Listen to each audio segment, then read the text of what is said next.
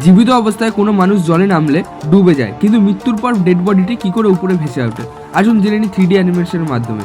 আসলে সাঁতার না জানা থাকলে তাহলে আপনার ডুবে যাওয়ার সম্ভাবনাটাই বেশি, আর ডুবে মারা গেলে বডিটা উপরে ভেসে উঠবে। এটি প্রধানত ডেনসিটি বা ঘনত্বর কারণে হয়, কারণ আমাদের শরীরের ডেনসিটি জলের তুলনায় অনেকটাই কম। তাই আপনি জলে নামলে আপনার ঘনত্ব জলের ঘনত্বের থেকে বেশি থাকার কারণে আপনি আস্তে আস্তে ডুবতে থাকেন, আর ডুবে যাওয়ার পর ডেড বডিটি জলের তলদেশে ঠিক এইভাবে পড়ে থাকে।